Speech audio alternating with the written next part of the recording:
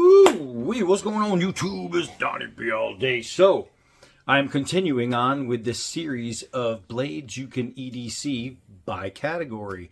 We've done survival knives within certain parameters. We've done Western style Bowie knives. We've done a smaller like drop points, things like that, little tiny things.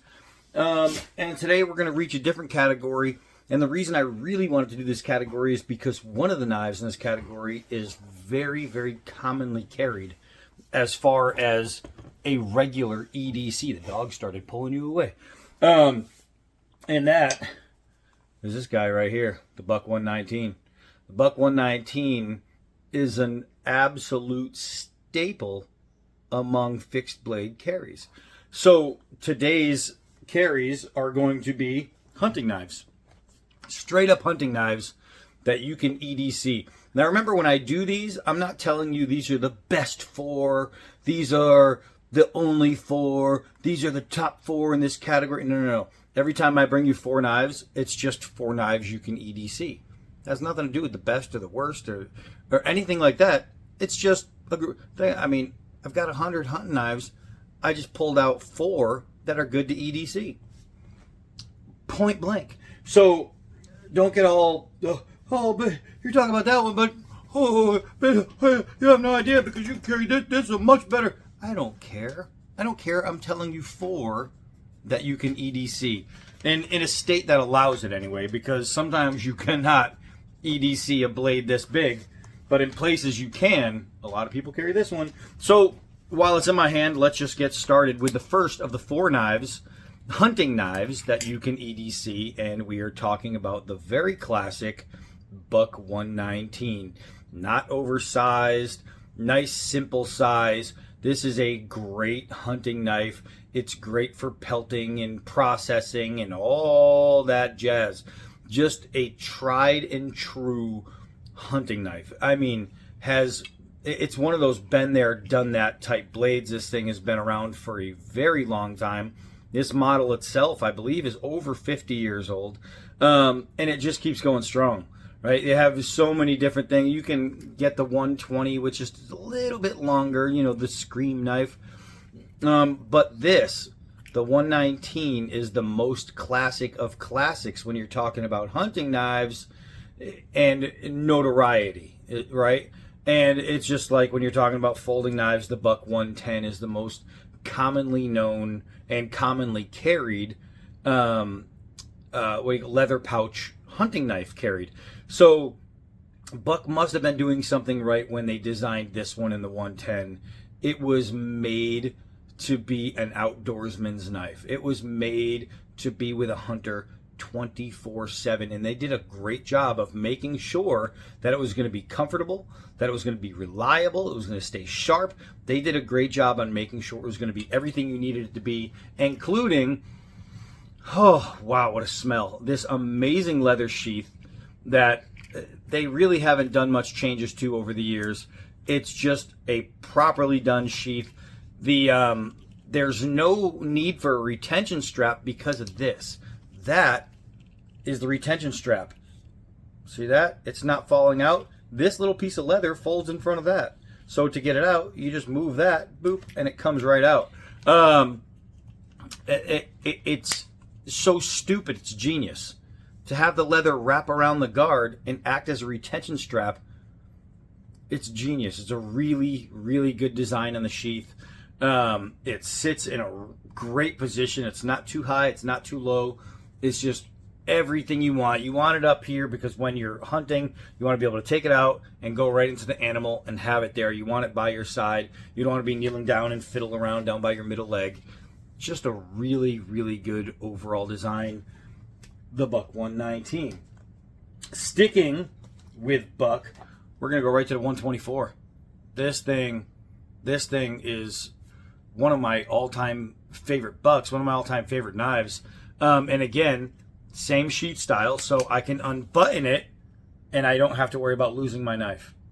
It's still there. So even if you forget to strap or you think you strap and you missed, it doesn't matter. Your knife is safe. Now the 124 separates it from the 119 because it's a little bigger. The grind is a bit different. But this is just another amazing hunting knife. This was Buck's like Big Daddy hunting knife, right? This thing, hollow grind, all the way up to the Scandi point, just got a sweet, people think it's like a drop point or something, but it's like a mini modified clipper right there. You can see where the break is. It's not completely flat. This thing is almost as good as a hunting knife could get. Like, this thing is great. This isn't, even though I've proved it can be, I've used it in videos and shown it in different ways. You can use it as a camp knife. I've batoned with it. I've chopped with it. I've done everything you can with it.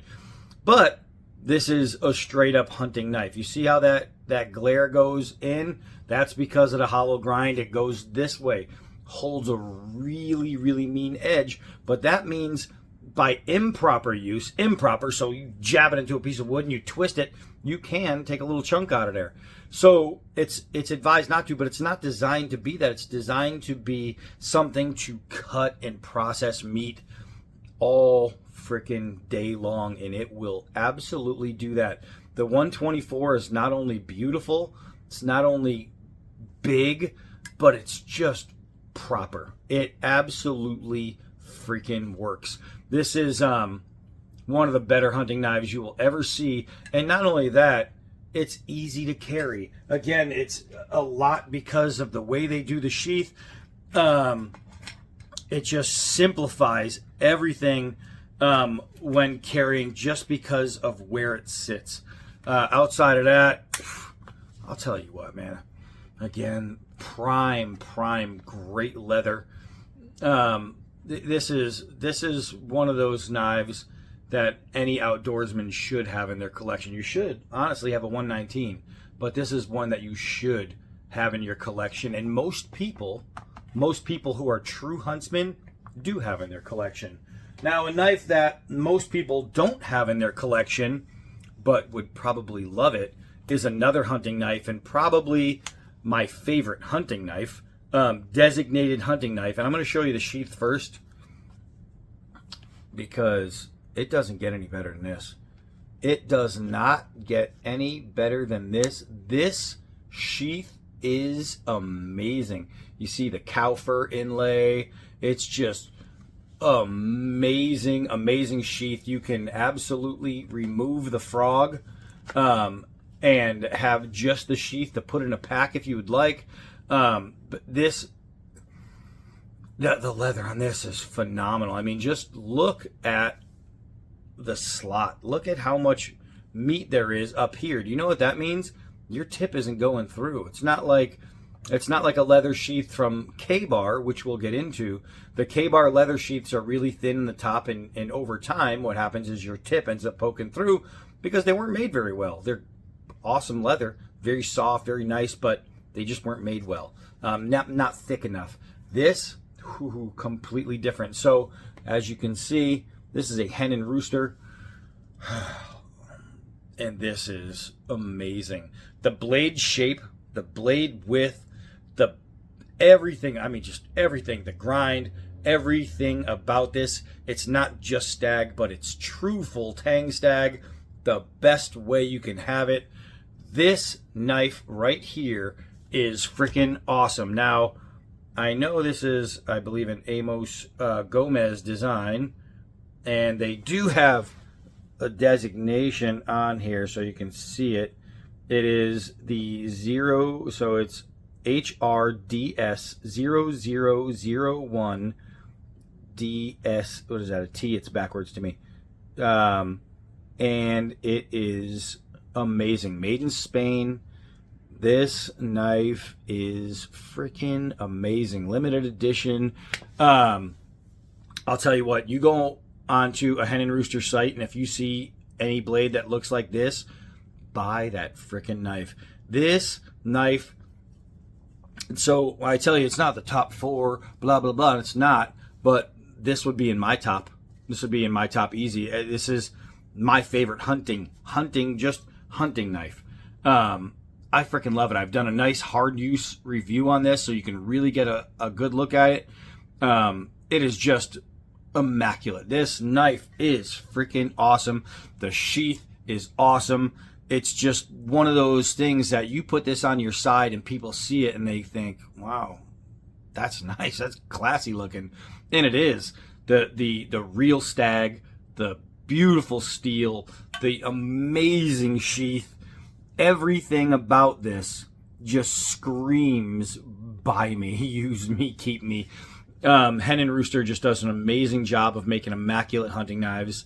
This is one of them, and this is my favorite of the bunch, and I have enough to go around. But this one definitely my favorite. Abso-freaking-lutely love this knife. It's something about stag put into a true full tang form that just makes it work for me. Just makes it work. I can trust it. I know it's not going anywhere. It's on there. Just on the blade shape alone. Look at that. Just the curves. It's just beautiful. I mean, if you were going to pick a knife to be a sexy woman, this would be the knife. It is freaking beautiful. Beautiful, beautiful, beautiful. Let's line it up and give you a good, just see it in the sheath as it sits. I mean, now that's a package that you want to see right there. It's just gorgeous. The fur just feels nice. I mean, everything about it is just beautiful, man. This is an amazing design. As from a design standpoint, this is an amazing design. It is immaculate. So the last one is the most controversial because most people think, and you know where I'm going with it, they think it's a true combat knife. It's not. It's a true utility knife that was made and designed from a hunting knife. It was literally, you had Remington marbles, and blah blah blah. I don't know why I'm missing the last one, but you had 3 different hunting knife designs that pretty much made this up, or 3 different brand names that made this up. Factories were bought out and this and that. And when this knife was made, they really didn't change anything from the hunting knife to the combat utility knife. It's not a combat fighting knife. Everybody knows that. But got to go with the tried and true. Got to go with the KBAR. The KBAR utility is a really good hunting knife. It was what it was originally designed to be. It's what it was originally supposed to be. And to tell you the truth, that's what it is. It is a hunting knife. And it is a phenomenal processing knife. This is a phenomenal processing knife. Get that through your heads. This is not the knife you want to carry into a knife fight. Although the best knife in a knife fight is whatever you have on you, clearly. But if you had your choice to pick, this would not be it. But if you were choosing yourself a really, really proper hunting knife, something that you can get through. Now, you'll notice the spine is below the top of the handle. You don't find that in a fighting knife. No. What that's for is leverage for cutting. That's what that is. When you have the spine below there, it's for this motion. This motion, this motion. So when you're skinning, that's what that is good for. That nice flat area right there, that's for getting a nice even plane when you're taking things off. This is a great hunting knife. This right here, terrible for combat. Great for hunting. It offsets the weight in the hand to keep the weight here so you have ultimate control when you're skinning. And when it comes down to control, and you'll notice, like with these, you see these pieces, sorry with the finger, you see these pieces? That's what those are there for. It's not for being pretty. It's offsetting weight. That's exactly what's there. That's why in a lot of fighting knives and combat knives, you won't see big, heavy metal pieces at the end unless the blade is really big. That's the only time. That's the only time. When a knife is this size and it has something like this on it, that means it's made for something else other than, I'm going at you. But as a hunting knife, and the brown leather stack handle is the most common. Got a few of these laying around. This was the first one I saw, so I just grabbed it. And a lot of people will say, oh, but black coating is cancerous. And if you're processing meat and blah, blah, blah, and you eat the black coating, first of all, you have to eat a lot of this black coating before it becomes any kind of threat to being cancerous. I mean, if I don't, oh no, that's not what's going to happen. If I cut a piece of cheese and put it on a cracker, that's not a cracker, cancer cheese. That's not what it is. So don't listen to people that freak out. If you start getting giant flakes of black stuff and you're eating it, well, first of all, you're a moron because you can see a giant black flake. But second, it's going to take a few. It's going to take a few of them damn flakes before you start getting to it. But the coating will eventually wear on these, but it generally doesn't break off and flake. And you're not going to get that coating all over your food. It's just not going to happen. It's one of those things where somebody finds out that there's a chemical that's in the black that is a carcinogen, which means anything that can cause cancer. That's what a carcinogen is. It's carcinogenic. But it's just something that they have to put, right? It's like a warning label because one person, opened a door that says do not open. They have to put a warning saying do not open on this door, even though there might be a sign that says not an exit. Somebody tries to exit and they fall off because there's no floor on the end of there. And so then they have to put a sign because one person was dumb enough to do it. Well, I guess if one person was to use this as a lollipop and they found out they got cancerous cells in their mouth, now they have to put the warning. It doesn't matter. It really doesn't. The black is not going to kill you. Don't freak out. And if you hate the black, take it off. It comes off. You can take it off. But as far as this being a hunting knife, this is a great hunting knife. If you are an outdoorsman at all and you need to process wood and you need to feather stick and this is your knife right here. This thing is fan-freaking-tastic. The amount of inside control, that means control from here to halfway through the blade. That's your inside control. This is your outside control. The inside control on this knife is immaculate. Outside control, not so much. Inside control, it really doesn't get much better than that. It's just done right. And this spine drop, bam, bam, bam, inside control all day long. And that's why this is among my 4 EDC hunting knives that you can EDC. So I'm not going to smell the leather on this one because it's made of plastic. The other one is actually leather. And what I do like about this sheath is I do believe it is ambidextrous, and it absolutely is. Me being a lefty, I can appreciate that. So if you really, really want to have a KBAR, if you just feel like, oh, I need to have a KBAR, take up hunting. Take up hunting and use it every single time you go out because you will freaking love it. All right, so let's do a side-by-side and get a good look at all these blades sitting together. And this is where it gets tricky, is trying to hold 4 bigger knives all together. But I am freaking D-bad, so we're going to make it happen. If I wasn't supposed to do this, I wouldn't have hands this big. All right, so my leg. All right, so here we go. Let's try. Anytime that I have guards on knives, it makes this part of the thing really difficult because the guards all get in the way of each other. So here you go. 4 hunting knives that you can EDC, and 4 hunting knives that I could EDC any day of the week. Any day of the week. I love all of them, but you have to look at that Hen and Rooster and say, that is a different kind of animal right there. That is just amazing. All right, so that's it for this one. Another 4 of the books. Just freaking awesome. Next is camp knives. We're gonna do like camp wilderness knives. I already have 4 sitting over there. Who knows? Maybe one will surprise you, maybe none will. But they're all really great camp knives, and we'll talk about why there's a difference between camp and hunting. All right, so that's it for this one. I am Donnie B all day. Until next knife.